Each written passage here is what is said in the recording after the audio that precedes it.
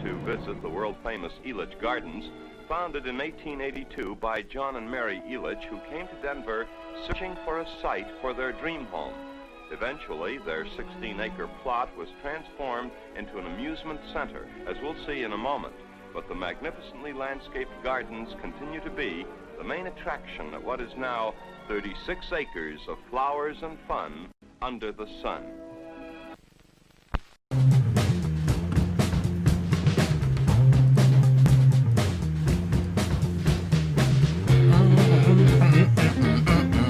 Flowers in front of the sun. That's it, baby. That's the energy we're looking to bring. So good. What up? What's happening? It's 8:03, a little late today on a Thursday night. That means it's time for the DNBA show on YouTube, Periscope, Facebook, on the DNVR Nuggets. I'm your host, Brendan Vogt. No Adam Mars again tonight. I guess he's just done.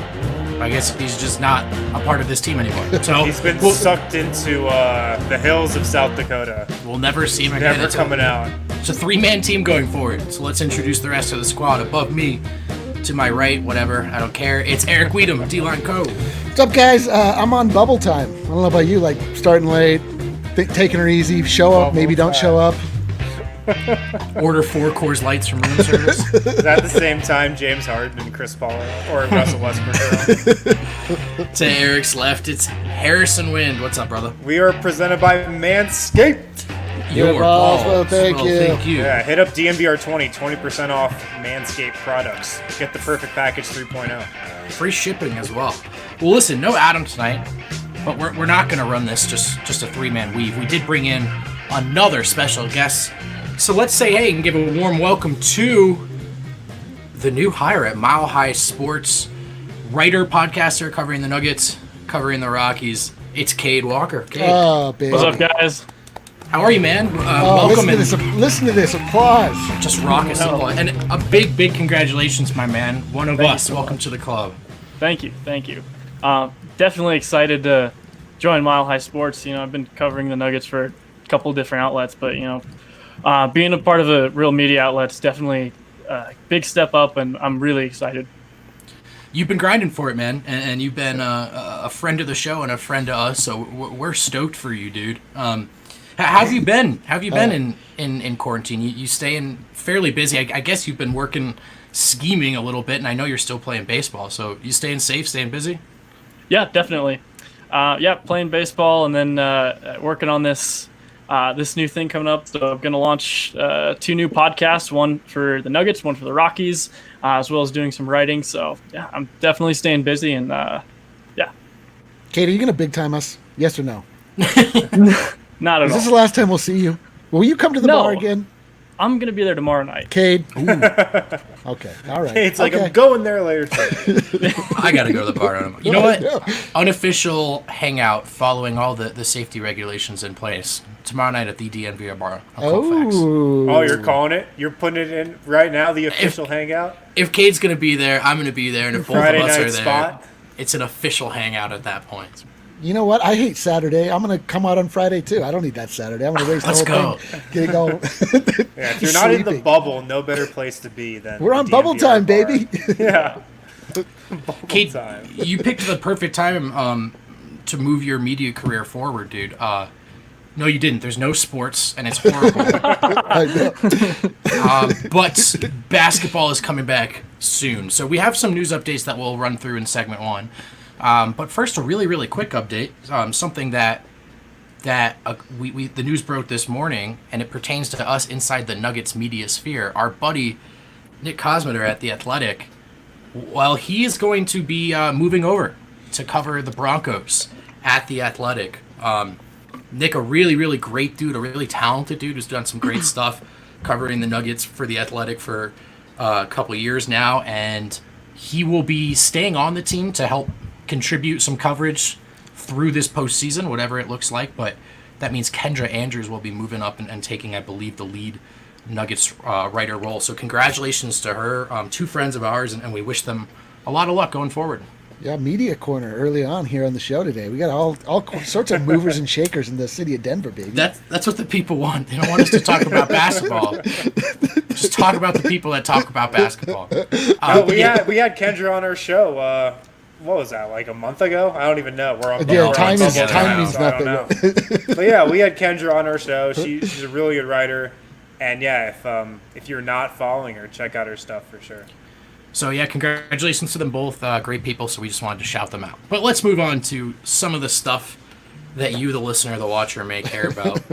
We got a Jokic update today from another friend of ours in the media, Matt Moore, HP Basketball. He tweeted out, and it's loading very slowly, so I'm stalling. Plan right now is, quote, next couple of days, unquote, Nikola Jokic will fly from Serbia straight to Orlando, then 2 more tests, and then the standard quarantine everyone else has done, 2 negative tests, and he's cleared to resume activities with the rest of the team. So, some clarification there. Still in Serbia, looking to go straight to Orlando from Serbia, but some more vague language in the next couple of days. Cade, we talked about this a little bit on last night's show.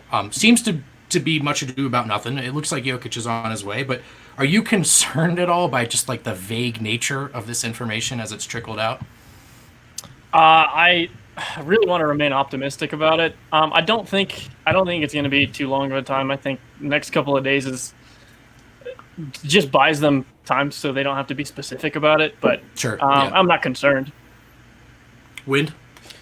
Yeah, not concerned either. And I thought the reports that came out today, at least the one from Matt, is like best case scenario that all he has to do is go through the 48 hours and do the 2 negative tests. I was a little worried that, like, hey, he's coming from out of the country. Was he doing, like, NBA regulated every other day testing there like they had been doing here? And if he wasn't, was that going to mean he maybe had to do a longer quarantine once he got here? Was he going to have to go back to Denver before going to Orlando? So I think what we learned today was, like, best case scenario that it sounds like he's going to fly directly from Serbia to Orlando and then just have to quarantine for those 36 to 48 hours like everybody else did and return 2 negative tests. So I think that's good news, actually. Yeah, cutting those middle steps out, right? I was concerned that the buzzword was logistics that they kept throwing around, and you know, my first thought is like, well, how hard is that to really iron out? I'm sure you could arrange that trip. But look, we work with the facts. We don't have a lot of facts here, so I mean, the chances are he's going to be there in a couple of days, and everything will be fine. I know, like, Nikola Jokic is not flying economy or even, like, business class from Serbia to Orlando. But just for the fun of it, I went onto, like, Expedia and tried to piece together a Serbia to Orlando trip. It's not easy. It's not easy. There are 2 flights from Serbia to New York a day, or actually just 1 a day, I think. Is it out of Belgrade?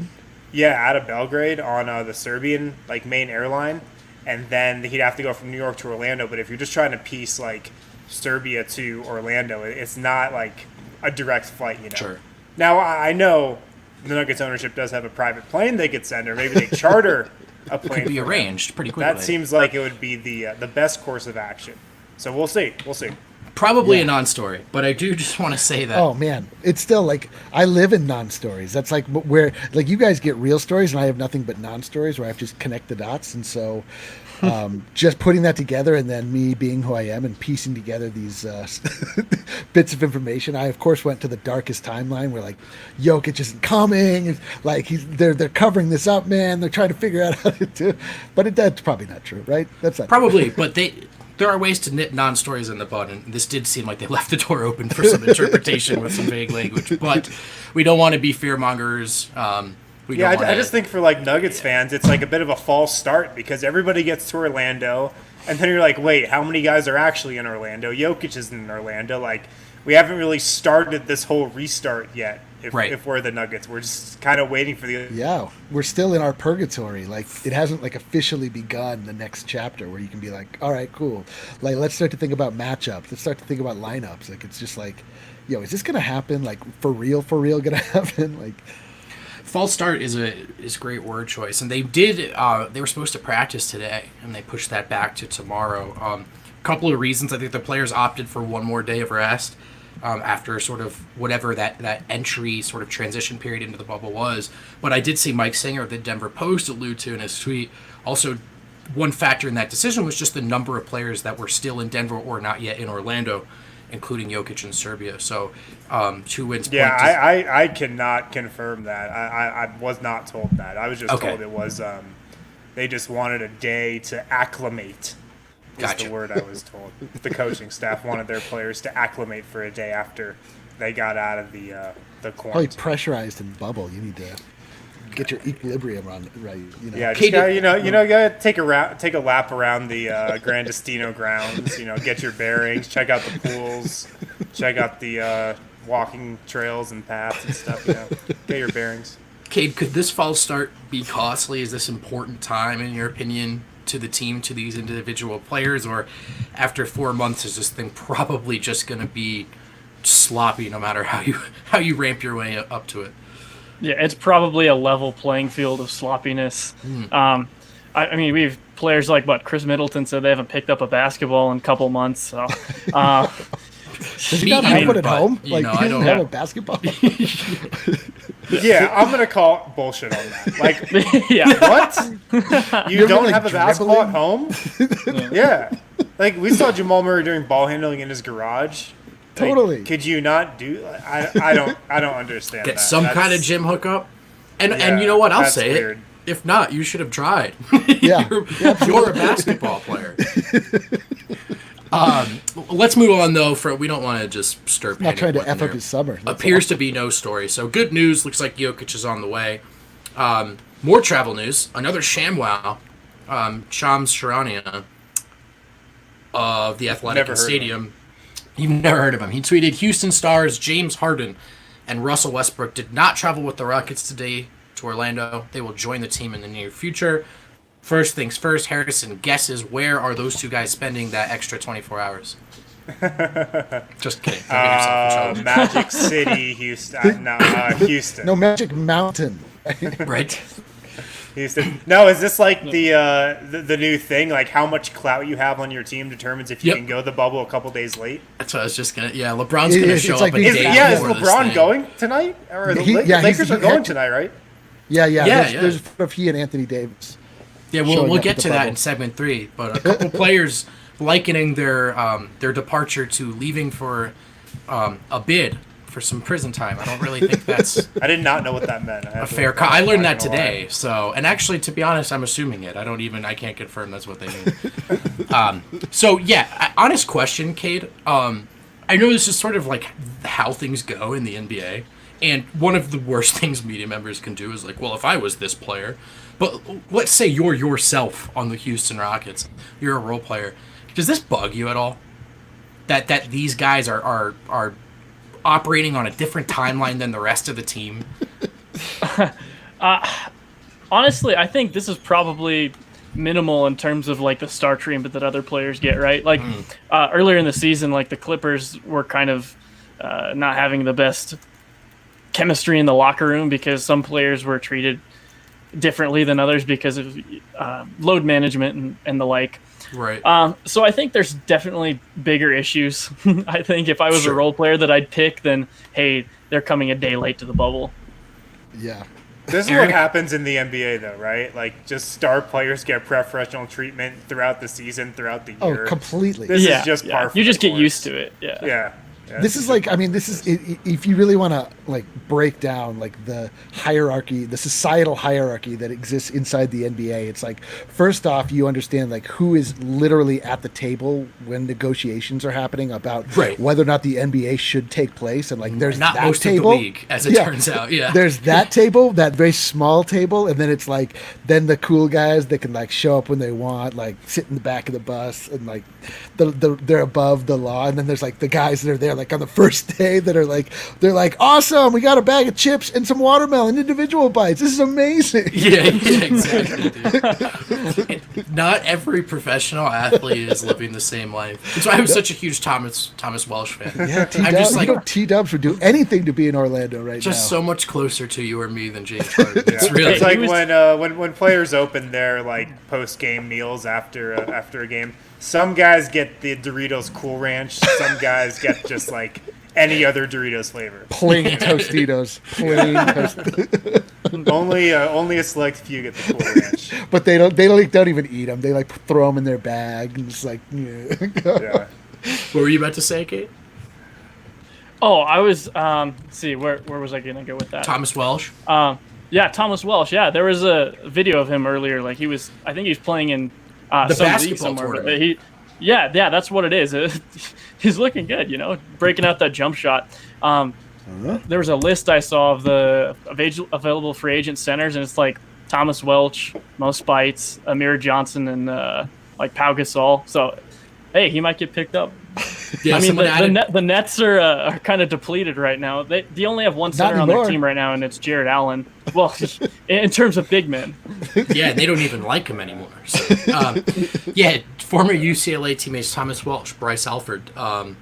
They reunited as members of the Money Team for the quarantine basketball tournament in Ohio. Money team coming from UCLA. That sounds too perfect. It's a little on the nose. Funny. Little on the nose. And just Thomas, just the poster for the Money Team. Someone added me today, bad. and I turned it on just in time to see him drain a three. It was pretty sick. I was gonna say a three or what? Just like a foul on jumper. Three? No, it was a three. I was excited. More Houston Rockets news. This one doesn't necessarily require a ton of reaction, but let's hit it because we'll take anything we can get. Rockets coach Mike D'Antoni, 69 years old. This is a tweet from Tim McMahon. He is on the team flight en route to Orlando, a source told ESPN. He has said recently that his medical screenings didn't raise any red flags and that he planned to coach as usual other than wearing a mask. So 2 names, Alvin Gentry, Mike D'Antoni, coaches who are older in the at-risk age group and were going to go through medical screenings and consider maybe not going, but it looks like they're both going to be with their teams. So good news there, Wearing I suppose. a mask during a game. How tough do you guys think it is to coach with a mask on? But like, It's going to be even easier for James Harden to ignore him. but doesn't that mean That's a good point. isn't that just for show at a certain point? Like, if the players are not wearing masks and you are wearing, like, aren't you just then protecting them? Like, what's going on here? Why are they? Yeah, wearing I mean, I think you got to try. This is the important question coming us from Rayvon. Like, does Malone? Is he hindered here? You know what I mean? Like, yelling is one of his top skill sets. No, yeah, he could still turn beet red. That's so, like, true. maybe Yeah. the mask. Maybe the mask. He's still like, gonna call rage timeouts. Exactly. Turn red. and he could like rip his mask off if he's really mad about Oh, something. dude, ripping a mask off. That would be like the new power move. That's Oh my like, God. I'm so upset at you, and I don't care about my health and well-being. Oh my god! What if a player gets like? Will the referees be wearing masks? No, they're not. Literally just D'Antoni. I just want to I see think, the lay I of the think land here. maybe Alvin Gentry. Okay. Like the coach is 65 and older, I believe, maybe. Man, there's going to be some kick-ass memes coming from this. That's all I know. I cannot wait. I cannot Face wait. shield, yeah, I'm here for the face shield. If I could bet money on Malone ripping the mask off out of rage, I really would. More coaching news. This one with a little more meat on the bone. Guys, we've got some Knicks news. Oh, And, finally! So as you know, they were not. They were the lone team of the 8 Sure. remaining teams Sure. that were on the call discussing a potential consolation bubble, if you will. Oh, They were yeah, not on bubble that too. call because they were busy conducting their head coaching search, and they cannot do 2 things at once. So Woj tweeted 4 hours ago, Tom Thibodeau, the leading candidate for the New York's coaching job, has had his formal interview with the organization today, sources tell ESPN. Kate, we'll go to you first. Tom Thibodeau, first and foremost, does the boy still have it? Once a highly regarded coach. But there's been a little bit of a fall from grace, and obviously that Minnesota tenure didn't go as planned. Do you like the idea of Tom Thibodeau coaching in 2020? Absolutely not. I'm of the opinion that Tom Thibodeau never really had it. He was kind of overrated, even during his tenure. I mean, he had that really stacked Bulls team, and yeah, he's a pretty good defensive coach, I think. But I think he's kind of overrated. I mean, he didn't really win anything. I think a coach more like Kenny Atkinson would be good for the Knicks. Like they're supposed to be like rebuilding, right? They're trying to build around R.J. Barrett and Mitchell Robinson. Young core they have over there, but Thibodeau, even if he was considered to be, a quality high-end playoff coach, he's probably that's his role is he's a playoff coach, made to coach veterans, and I don't know how well he would do with a young team, rebuilding team like the Knicks. I have a counter to this. He's been very successful throughout his whole career. He's taken no names Bulls team to be like a reasonable contender. He helped Jimmy Butler turn into a superstar. He went to Minnesota, and like that was the best they'd been in. They did make the playoffs. They were killing it, and then Jimmy Butler killed them. Like he left, and then they were just like floundering. That team rotted from the inside out. It's probably better that he has a young team because he loves to run people into the ground, right? Like so. Yeah, but the problem with Thibodeau, and I think what people are worried about is, has the NBA passed him by? Yeah, and like I don't know, why do we think that?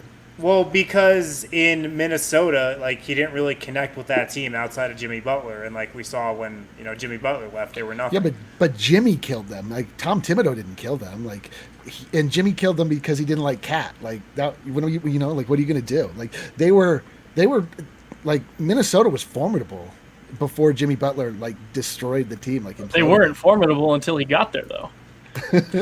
Yeah, I mean that's just the worry. I'm telling you what people in the league say about Thibodeau. Like, just the worry is I don't know if he can connect to like the younger generation of players, and that is, to be honest, is half the battle in coaching today. Coaching is shifting honestly more and more from like game plan and X's and O's, in my opinion, to just roster management and connecting with your players and getting them to buy in. It's shifting that direction. I don't know if Thibodeau has that. Well, maybe he could I don't know, like wrap the game plan to them or something. Like Now if Thibodeau is coaching Chris Paul and I don't know, throw a free agent this summer that the Knicks can overpay in there, yes, like maybe that will work. But if it's just all young guys, I'm not sure that's Thibodeau's like best roster to have success with. The other thing is, I think he's a take you over the top coach, right? I mean, or maybe once was. Those Bulls teams were competing for a title and were trying to take down those Heat teams, right? And so This was a guy who was, hey, give me everything you have on defense, and I'm going to play you all night. Yeah, that was a short-sighted approach, right, to a team and an organization that was trying to win in the immediate moment. So. Yeah. How does that approach work with a young Knicks team who's not just a little bit of hustle and 10 more minutes from any player away from anything, but you know what? He is a respected name around the league. He's probably close to a big name hire at this point, given the coaches that are name hire, right. I mean, that are actually available. So for the Knicks to make a move that, I don't know, maybe they can be seen as like respectable and splashy. Oh, they're going to get killed for this. I mean, they're going to get murdered for this. There's no way this is going to go over well. Well, no, they're going to get killed by the people that know what they're talking about. But like Jalen Rose, I'm sure is going to give this a 10 out of 10 higher. So me and Jalen. So, but aren't you excited for the memes of like? I don't know, like all the players on the Knicks, like looking all skinny because Tibbs has worn them down, things like that. I'm just saying, if someone gets hurt on that team, like R.J. Barrett or Mitchell Robinson, then yikes. To be fair, though, I think if Mitchell Robinson plays as much as Tibbs plays his starters typically, I think he's going to foul out of most games. I can imagine Tom Thibodeau is just like sleeping on the couch in James Dolan's office that he's never in, just waiting for him to give him the job. Let's move on. Let's hit one more update before our first break of the night, because I don't know if you guys smell that. I think it's time. Something's coming from the kitchen. Oh. I think it's time for a Bubble Food Corner with Harrison Wind. It's Bubble Food Corner. Super producer Cade, let's pull up this tweet, if you don't mind. All right, so the NBA has also partnered with 6 restaurants to provide delivery service: Morton's, Palm, Saltgrass, Del Frisco's, the Ocean Air, and Joe's Crab Shack. All 6 of these restaurants that the NBA has partnered with are owned by Rockets owner Tillman Fertitta. Wind, are you surprised by this move? This actually kind of pissed me off, to be quite honest. Yeah, no, do it. This made me angry. The NBA had this on a plate right in front of them. They could have partnered with black businesses. Yep. They could have done a lot of community outreach here, and they said no. We're just going to help line the pockets of one of our owners who is in like a lot of debt right now. This was, I thought, embarrassing from the league. Oof. Man, I'm so glad you said it. I don't even have anything to add because that's exactly what I wanted to say. Just really poorly handled. The owners are the last folks we need to be worrying about right now. And I will also say that if someone with enough money to own an NBA team is in dire financial straits, I blame you. I don't know much about economics, but that seems like it's your fault. Eric? I don't know. I don't really have this is the first time I'm hearing about the whole connection. I don't have much of a reaction except for that, like, it just makes sense because, but you're telling me like was it explicitly lined out that it's happening because that owner needs financial? Well, I mean, help? it doesn't have to be explicitly lined out. They picked 6 vendors and they're all owned by him. So are those the only places that you can, or they're saying like, are they trying to just counter yesterday's Trey news with saying that I don't know. I have no backstory on this. I don't. You know what? That's a good question, Eric, that we should follow up. I don't know if those are the only 6 restaurants to provide delivery service, but those are the 6 that I think we those saw are the 6 Jeff. that the league listed. Yes, listed. Yeah. Like this was a memo sent. Yeah. Cade, do you have any thoughts on this, brother? I definitely agree with Harrison's take. They probably should have partnered with local businesses, black-owned businesses. I mean, if that's the statement that they're trying to make, like, I mean, that's the whole point of a lot of these players playing, right? Is to support this movement, right? And if the NBA is going to do stuff like, hey, we can put messages on the back of your jerseys, probably put your money where your mouth is what I'd say. Yeah. Well said. I do have to say though, all you can eat wings crab legs at Joe's Crab Shack. Yeah, I know. That was the move like 5 years ago. I'm not even kidding. That was the move. Yeah, that's the thing, is like those are like pretty good restaurants, you know. Yes, I don't want to hear any more complaints from NBA. Although I don't know if any NBA players choosing Joe's Crab Shack over Del Frisco's. All right, let's have a break, Wind. When we come back, we'll play some games and we'll keep it moving. All right, guys. Make sure to hit up Breck Brew this week. Make sure to hit up Davidson's for the Mile High City Copper Lager from Breck Brew. You know the can. It's got that Nuggets Skyline Blue on it. Can't miss it. Super light beer. Super easy to drink. A lot of taste as well. Also pick up the 15-can sampler, the Jokic pack from Davidson's too. I ordered my Jokic pack, but well, no one can find it. It's like a logistics there's issue. logistic issues. Yeah, but not with Davidson's. Not with Davidson's. No. That was good. Yeah, make sure to pick it up from Davidson's. They have curbside pickup and delivery. You can also get it from Breck Brew, your local liquor store, wherever. Breck Brew also has that Breck Brew beer locator handy app on their website that you guys can use as well. Also, guys, Fight Island, it's here. Oh, yes. It's finally here. This weekend's UFC 251 is set to be the best yet, with the big names stepping into the octagon all throughout the night. I don't even care who's fighting. The fact that it's called Fight Island automatically means it's going to be the best UFC event of the year. Okay, do you want to go on a camping trip with us to Fight Island? The 4 of us. We'll get Adam to come too if he ever comes back. Let's go. Fight Island. I'm ready for this. I tried to bring this up on TDSP today. No one was feeling me. No one laughed. No one reacted. They like, were Fight Island? That doesn't do anything for you Island. inside. I'm hyped. Those guys all suck. There's no better place to get in on the action than with DraftKings Sportsbook, America's top-rated sportsbook app. This week only, DraftKings is offering all new users a special odds boost on this weekend's headline fight. Bet $20 to win $100 on either fighter. Reminds me of Enter the Dragon. Yeah, Enter the Dragon. That is Fight Island. That's the greatest. That's the perfect. Yeah. Like, I want these fighters walking out with tiki torches. Like, I want this place Dude, lit I want up. it to be. I want the intro for them to explain that they're in international waters where the Like laws Kobayashi. the laws of man do not apply, and then You got to do like war dances before the fight. yeah. I want it to go straight Lord of the Flies. Let's go. If you lose, they just hang your body from the top of the cave. Wow, that got really dark. You gotta walk the plank if you lose. You gotta walk the plank. But of course we got Fight Island this weekend. We got golf. Oh, there goes the music. We got European soccer. And so make sure you download the top-rated DraftKings Sportsbook app now and use code DNVR when you sign up. There it is. For a limited time, all new users can get a no-brainer odds boost on the headline fight this Saturday. Bet 20 to win 100. Yep, that's right. No matter if you pick Usman or Masvidal, your odds will be boosted to $20 to win 100. So head to DraftKings Sportsbook now and sign up with the code DNVR. Must be 21 or older, Colorado only. Bonus comprised of a first deposit bonus and a first bet match. Each up to $500. Deposit bonus requires 25 times playthrough. Restrictions apply. See DraftKings.com/sportsbook for details.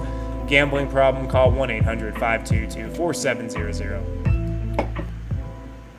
All right, so you may have noticed, if you've been following the show closely, that we've gone full sports podcast. We now stick a very clickbaity title up top, and then we never get to it. Not just once. like a traditional. This is how we're similar to the show Arrested Development. Do you ever remember when they used to coming Herring. up in next week's episode, And then it just never and it happened. would just never happen? That's like the titles of our podcast. It really is.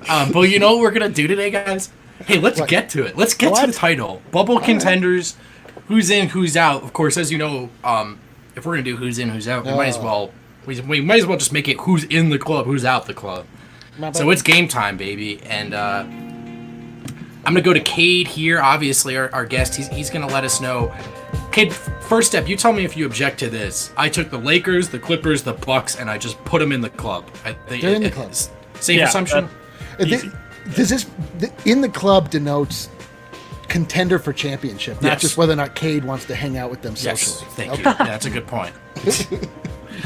All right, Cade. I went very big market energy, very national radio guy on them just a couple You've shows been shifting ago. into this mode recently. I'm a little worried about you. Me too, man. I'm having an identity crisis as a media member, but we can I know. talk about that. Where's your floral shirt? As an example. I don't know. Who are I feel you? terrible. He's I'm just sweaty. corporate. He's a corporate Who suit. are you? It's gross. Sell out. Cade, the question is: the Toronto Raptors, are they in the club or out the club? They're in for me. I'm a big fan of the Raptors. I know Adam's talked about it in a couple episodes, but he said something along the lines of talent, what's most important in this. And maybe the Raptors don't have the stardom that the Lakers or the Clippers do.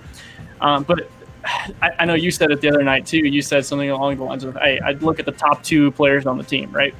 Raptors have Pascal Siakam and Kyle Lowry, both champions. Kyle Lowry, I think, is 5th right now in ESPN's RPM statistic. He's incredibly underrated. I think him and We don't do those here.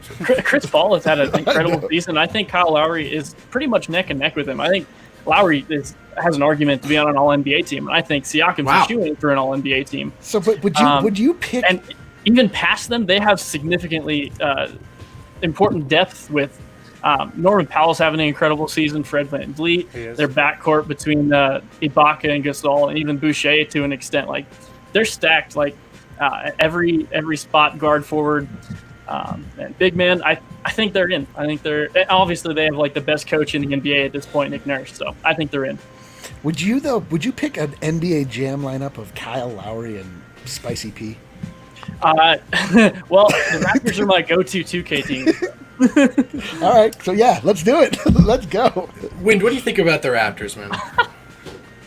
Yeah, I think they're in this club. If this was a normal year, I don't know if they'd be in it, but they're in it this year. I think for sure. Yeah, Cade kind of touched on the depth there. 1 through 7, I don't know if anybody has a deeper 1 through 7, maybe other than the Clippers, than the Raptors do. So I love Toronto. I agree with Cade. They might have the best coach in the league. Nick Nurse is definitely in that top 5 of coaches. And they play great defense, which I think will be very valuable inside the bubble. So, yeah, I'm in. I just can't get away from this idea that, I mean, I can't really think of a championship team that didn't have one, if not two, definitive top 10 guys. I mean, maybe that Detroit team, to be honest, I don't know if I can remember and place myself how those guys were evaluated in that regard at the time. That was more of like, in a rising property, that team's greatness. But yeah, Ben Wallace was a big deal. And Chauncey was killing it. But Rip Hamilton was a big deal. Tayshaun Prince was a big deal. I couldn't sit here and tell you. Yeah, but none of those were like top 10 guys, I would say. But maybe, they maybe Chauncey somewhere in the teens at that time. You're right, but- though. It wasn't like the guys in the NBA that were on that team.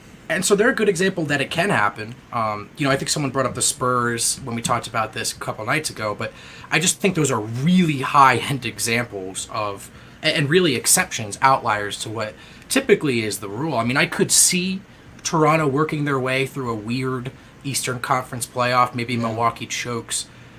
But if it's Kawhi and Paul George, LeBron James and Anthony Davis in the finals, I have a very, very hard time seeing Lowry and Siakam and company, because I know they're a collective unit. I just don't know if they have the dog in them. But that's a really national guy take, and I don't even love saying it out loud. I mean, they have the immediate championship pedigree, obviously. They just did it last year. They know what it takes to actually go through. They're not like the typical incumbent where they had a super long season that everybody else then didn't. They'd have, it could wear on you, the grind of the season before. They're obviously well rested like everybody else. It's just, for me, like I really feel like they just turned back into the bridesmaid version of in the East, like without, as soon as Kawhi Leonard left. Like, I just think that was the difference between who they were before and who they were that won the championship. And they'll be there, but I mean, they're definitely not going to win this thing. I agree with you, Eric, but they're going to be a really fun team to watch. Yeah, and they're a great team for this exercise, because I think a lot of smart people who watch a lot of basketball could look at this team and see different things and go different ways with it. Let's move on to another team I don't think is super obvious, but Cade, I'm curious for your thoughts. The Boston Celtics, in the club, out the club. So as it stands, they're the 3rd seed, so they'd have to make it through both Toronto and the Bucks to get to the finals. Man, it depends on how loose I'm being with my definition of in and out. I'm gonna say out. Yeah. Ooh. Yeah. What are some of the biggest factors you can point to that are preventing you from making that leap and just saying they're there? Mostly interior defense and offense. Off the top of my head, I mean, they have a really, really great perimeter game. Offense, defense, special teams. Yeah, I mean, their perimeter game's fantastic. You have Kemba, Jaylen Brown, Jason Tatum, Marcus Smart. All of them are great offensive players, and all of them are good defenders except for maybe Kemba. But Yeah, he's not on the interior, like I really like Daniel Tice. I think he's a very underrated player. I don't think he's a championship starting center. And even Robert Williams off the bench, like, I love the Time Lord, also very underrated. I don't think he's – I mean, he doesn't really contribute when he's in on offense as to where, like, it makes up for – like, to where his defense makes up for it, you know. But otherwise, I think they're a really solid team. Maybe they could push for a conference finals appearance. I don't see them getting past the Bucks. Yeah. Yeah, like, it's tough seeing Daniel Tice going toe-to-toe with Anthony Davis in the finals, you know. Right. Yeah, Yeah. They just feel so young and unproven. Like, they have to. But I am putting them in the club. I'm putting them in the club. Oh wow. In the club.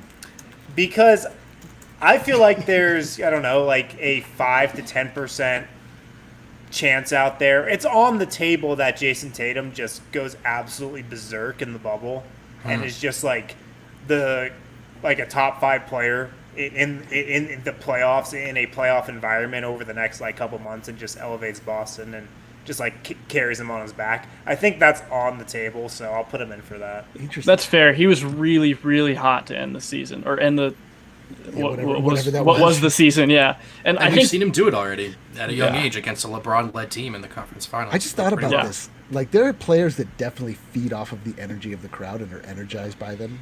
Jamal Murray. Who do you think is going to be hurt the most by no crowd? Like, do you think Jamal Murray is also like a killer practice court? I mean, you maybe have seen him play. Like, is that going to aid him, or is it going to hurt him and others like him? It's so tough, man. Like, it's tough. That's a good question, man. if we're thinking along that line, maybe we're thinking like the big market guys will be affected most by that because they're used to playing in like Staples Center, right? And maybe players like Oklahoma City, where their arena is not necessarily packed every single night. Maybe they'll thrive a little bit more. Not that I'm saying Oklahoma City's like a contender or anything, but I think maybe there's a little bit of a difference there. Yeah. Yeah, I just thought about Embiid's that. a Like good I hadn't really considered like the fact that there's definitely guys though that like get their power from the crowd, or at least are able to take it from one level to the next. Embiid was a good pick for that question. He's also a good sort of example to point to like why Boston might be in trouble if they were to find themselves in a Philly matchup too. I mean, you pointed to interior defense. Good luck with Joel. Let's move on. I have the Celtics out the club. Actually, Eric, what are you in the club, out the club for the Celtics? They're out. Okay. As far as like a legit contender, they're out. I have them out as well. Let's move to a team that's sort of been tied to Boston for the last handful of years. The Philadelphia 76ers. Cade, they in your club or out your club, brother? Out. Whoa. Absolutely out. Absolutely. No hesitation there for me. Wow. They don't have the shooting. They don't have the spacing. They don't have their away record this year is not good. I appreciate Ben Simmons and Joel Embiid as individual talents. Obviously, like on the court, they're not great. You'd think Horford would add to maybe some playoff experience. He hasn't been great this year at all. You can't put him on the floor with Embiid. And yeah, I have him out pretty easily. Get the hell out of our club. Can't even And get plus in they line. have to play. Plus they have to play at sea level, which I know they're not good with elevation, so that's going to be tough. Do you have Philly in your club or out your club? Oh man, like my club is packed right now. I gotta like let the bouncers know, like, hey, tighten it up out there a little bit. I know. You got to Yeah, remember we're in to practice. coronavirus era. You got to practice some social distancing in this club, man. Yeah. Such a lame, easy joke, but I'm with Yeah, it. like the tables are filling up. God, I'm gonna put him in. God, I got a lot of people in this club, but I'm gonna put him in. Look, I just am a believer in their top end talent in this type of environment, and like, yes, Horford and Embiid don't work together, but I mean, maybe they can just make it work for just enough amount of time. Like, I think and then depth just is trade another Horford in concern the for me. offseason. Like depth Yeah. is another concern for me. Like who do they have off the bench? Like Furkan Korkmaz, like Oh, their bench sucks. Their bench is Matisse god Thybulle. awful. Yeah, it's not good. Although Yeah. don't we like Matisse? I love He's one of our Matisse. guys. But But he's, yeah. he's a rookie. Philly, I've alluded to this before on this show. 29-2 at home this season, 10-24 away from home. And what do when projecting how they do on neutral court. I got him in the club for the reason I have Toronto out the club. Winder alluded to that top end talent. I just think it's there. I think this is a team that had a rocky regular season, probably because of those Horford fit issues. Has a lot of matchup problems across the league. But looking at the Eastern Conference contenders, Milwaukee, Boston, I think they're well suited to go to battle with those teams because of all the size. Toronto might be a different story, but I would not be surprised at all if Philly puts a bow on this horrible season by just putting it together. Yeah, I can see that too. In the I playoffs. absolutely see that. Well, who Yeah. who did the major loss from last year was Jimmy Butler? Who else did they Absolutely, yeah. lose? Just him, right? And they were JJ one. Redick. JJ Yep. Redick. Oh, that actually That mattered. That definitely mattered. Yeah. 'Cause, I mean, they were 4 bounces away from going to the the NBA championship. But they've been terrible this season. But I like it really is just like all bets are off. It really comes down to just who can put together a hot streak. And I agree. I guess I got to put them in the club. They're in the club. I hate it. Put them in the club. I mean, All right. I'm just saying, Marc Gasol puts Joel Embiid in a body bag every time they play. Wow. Yeah. What about skinny point. Marc Dark. Gasol, though? Very dark. This is a dark show tonight. Everyone's skinny now, though. I feel like it's a wash. It's just a Embiid's- wash. I don't think Embiid's skinny. I think he probably put on some pounds. Yeah, wait till unlimited Del Frisco's is at your fingertips. That's who stays skinny. All right, let's move a little quicker. Got a couple more to hit. We'll do a break, and then we'll play the steps. The Houston Rockets, in that club, out that club? Question mark. I'm gonna put him in the club. Yeah, I think, man, nobody's seen this experiment except a few teams, and I have a lot of faith in Robert Covington. I mean, I think he was leading the NBA in blocks since he was put on Houston. There was that Lakers game, too. We got a glimpse of it really working well against them, right towards the end of the regular season. Yeah, absolutely. I think they have the perimeter defense to do it. They have the game plan to do it. My concern for them is definitely depth. Their bench is really thin. But I think like the general idea of super small ball, I think it's viable. My concern for them is depth. But I think they have the top end talent to do it. So. Yeah. Wind? Yeah, I'll put him in too. I guess you have to at this point. Yeah, who's out of this club? I got two more he might have out. Yeah. Is there like an age limit at this club or anything? No cover. Yeah, I guess I'm putting him in. Cade made a lot of good points there. I just feel like if you're just rolling the ball out, like the Rockets are kind of a roster that you want to roll the ball out too. A couple guys who can just carve their guy up one-on-one. They can knock down threes. It seems like a recipe that could work, you know?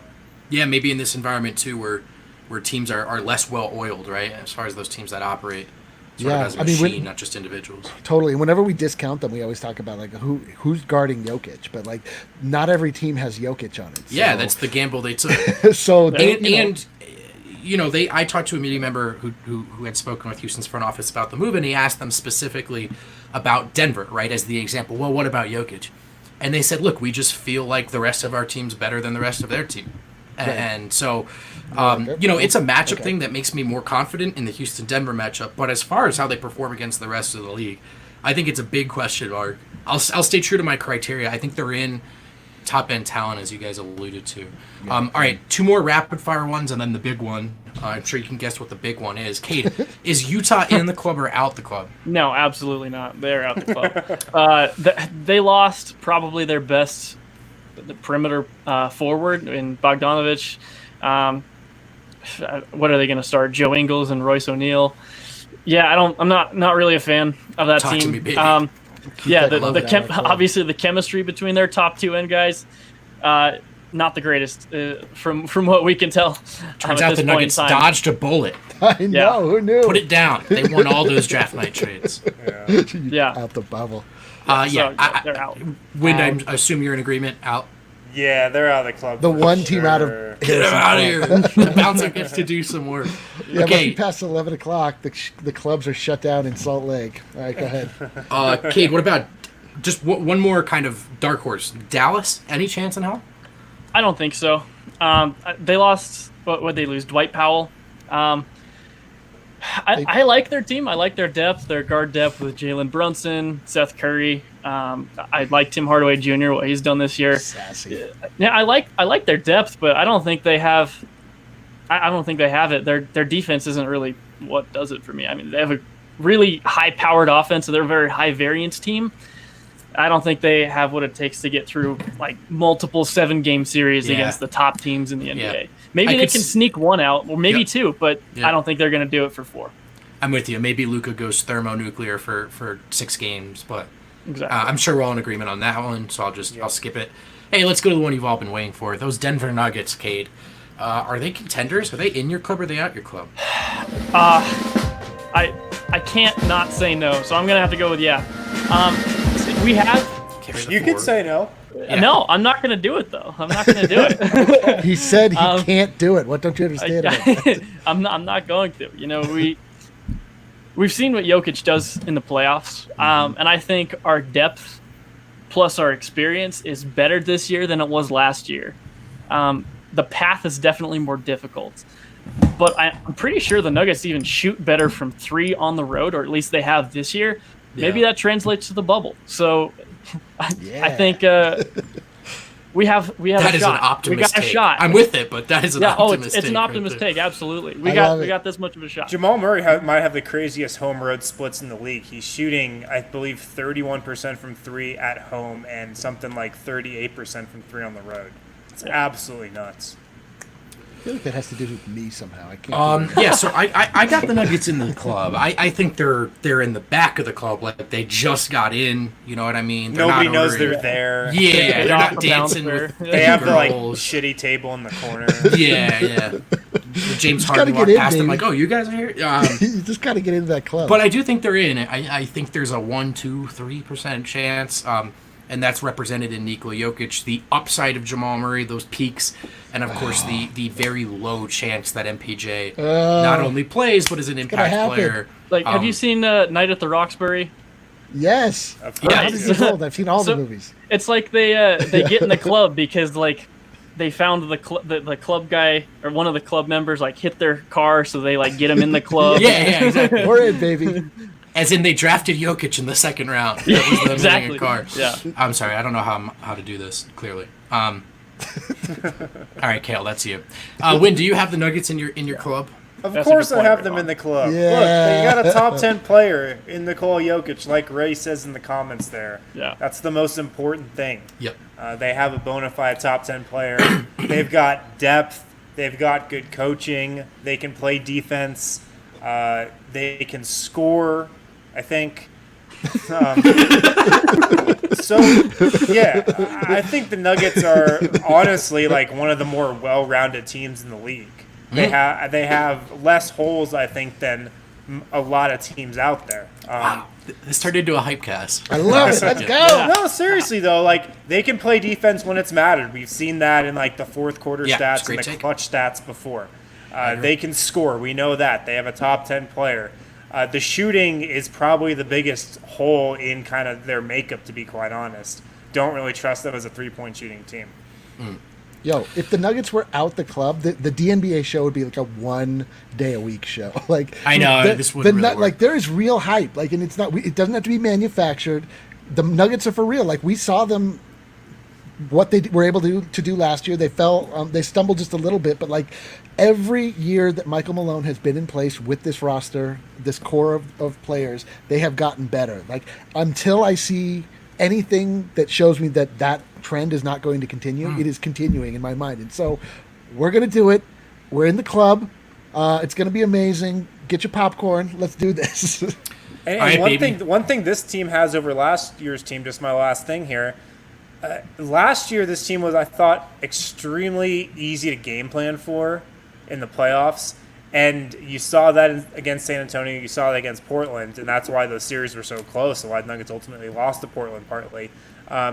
This team, still not the hardest team to game plan for, but the fact that you have MPJ kind of gives you an X factor that teams don't really know how to account for. We now, can't even plan for them. How much will he play? I don't know, but at least on paper, they have the ability to be tougher to game plan for. Another small detail, I don't think this moves any needle, but maybe it does. Will Barton III is healthy, and he wasn't last year, and he was a net negative, and this is the other guy who can put the ball in his hands, who can get to the line, who's willing to take and make open shots at tough times. So maybe that's just another angle, because it was essentially two dudes last year.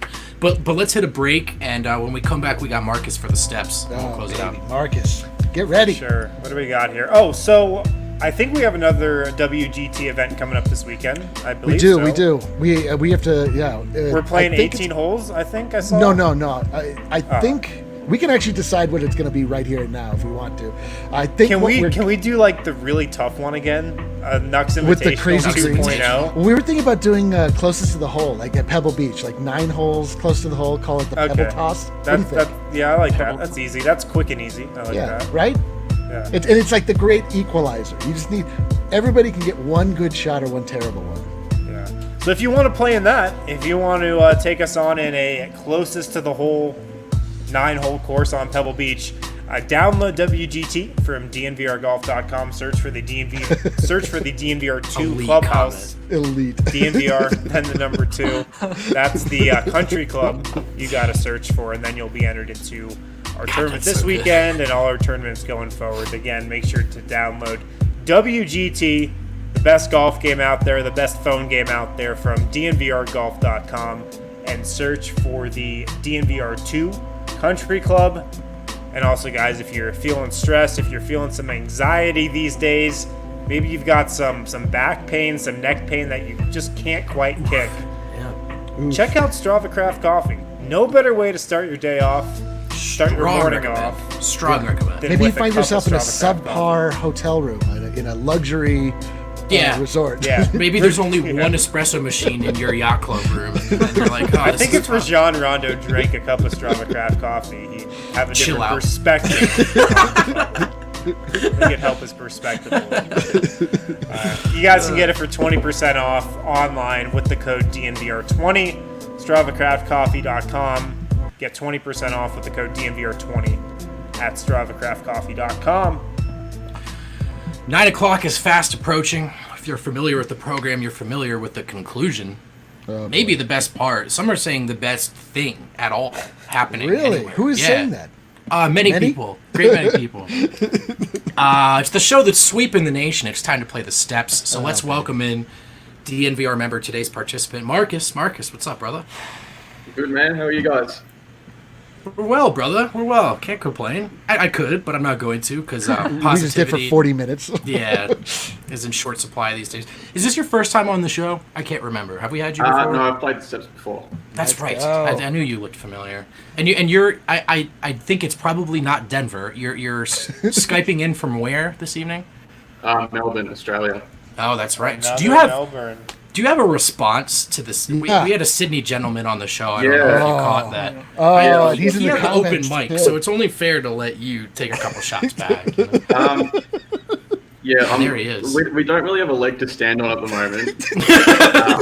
moment. Not a great start, Marcus, but No, well, yeah, I mean, most of the country's back to normal, and we've just entered like the harshest restrictions we had early in the pandemic. So we can relate. can't really defend that too much. I mean, yeah, Sydney's obviously the more photogenic city, but I haven't really spent much time up there for half minute to compare, to be honest. I can't believe your response was just like you're in agreement. Well, it's pretty depressing being down here at the moment. Yeah, no kidding. Here too, but hey, let's liven things up on both ends. Let's go. You played before, you know how it goes. You've got Cade Walker as your helper today. And he knows everything, by the way. So Everything. So if you lose, it's his Lucky fault. Wind, let's do it, man.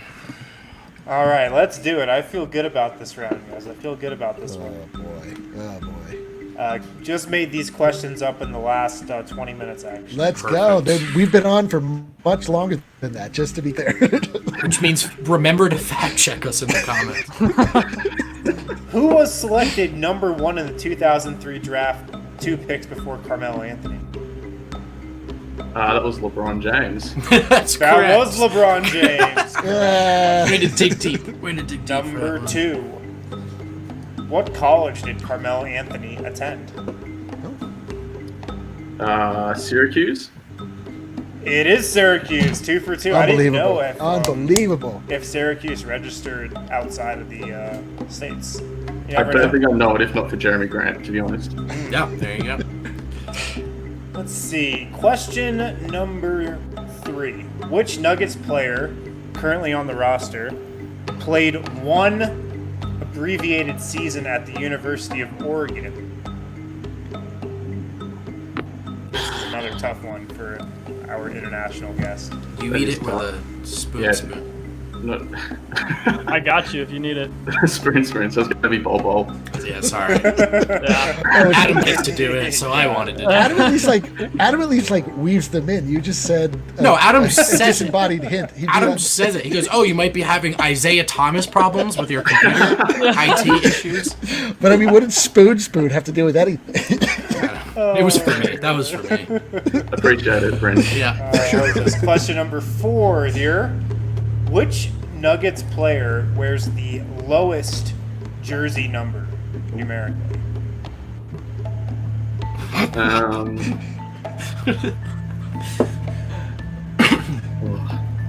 Cade, is it Bol?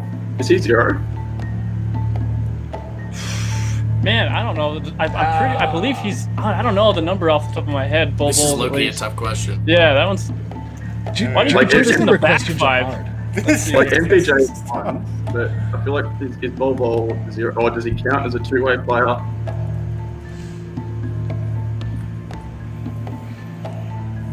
I'm so nervous right now. Oh, baby. For the record, Marcos, Bol would count. Would count as an eligible answer. Like I just want something good to happen for our friends. I just in haven't Melbourne. seen him on the court, so like I don't. like his jersey doesn't register in my head. Yeah. Oh no, he's number 10, isn't he? Hang on. I'm gonna go MPJ. The Google search just loaded in the background. I'm gonna go You MPJ. going MPJ? Yeah. It is MPJ. Oh, yeah.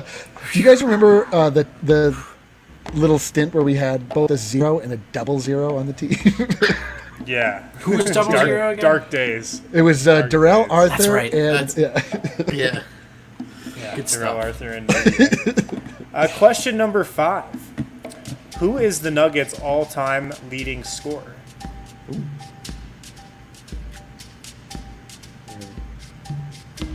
I'm gonna revert to the golden rule of either Alex English or David Thompson. Yeah. Good golden rule. Yeah. Okay, They're on the right you track. got anything English. for me? English? All right, I'll go Alex English. He got it. Oh. It's Alex English. Wow, unbelievable. I may have 5 gone. for I 5. could have gone David Thompson on that, but he didn't play as long as Alex English. English listen, led the Marcus, entire 1980s in points. Yeah. One of the hard part about the steps is tough decision making, and I believe was that question 5. That was question 5. So you got a tough decision to make right now. Are you going to bleed us for the international shipping on a sticker pack? Are you gonna roll the dice and go for a shirt To ultra bleed us. to ultra bleed us? Yeah, what's your shipping budget looking like? we can't discuss it, but it's not Not good. great, but we locked this show in without asking anyone, so we have to send it to you. All right, I'm gonna roll the dice. Let's keep going. Oh, All right, let's do I it. love it. Let's do it. Question number 6. What power forward started for the better part of 5 seasons before the Nuggets signed Paul Millsap in 2017? It's gonna be Kenneth Faried. The Aussies know that one, man. It is Kenneth Faried. Question number 7. How many All-Star games has Paul Millsap been selected to? Good Ooh, that's a question. tough one.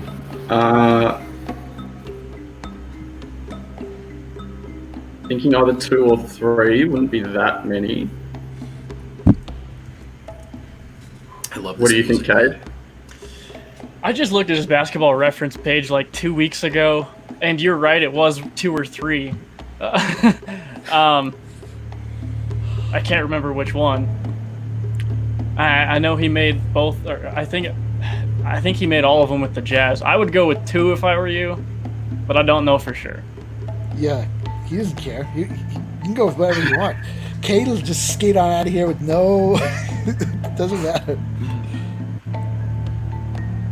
All right, I'm gonna go 2.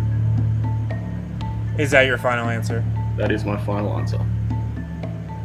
Oh, I'm sorry, Cade, you Marcus. I'm sorry. I feel so man. bad. It's 4. 4. It's 4. Huge 2014 relief. through 2017. I've got $15 in my wallet. I don't think that would have covered the sticker pack, so that's a dub for us. That's a loss for our boy Marcus. We did it. And that's a wrap on our Thursday night show. I want to thank Marcus for hopping on the steps again. I want to thank our good friend and our peer, Cade Walker, for coming on. Appreciate Love you, you, man. Yeah, thanks for having me on, guys. We'll do it again soon. On Okay. behalf of Eric and Harrison Wind, if you're one of the few, not more than the few actually, if you're one of the crew that's been watching this, commenting, laughing with us just about every night, we really, really appreciate you. This thing has been So fun much. for us. It's kept us sane, and it doesn't work without you. So we'll come to you tomorrow at noon. Take it easy, stay safe, stay sane.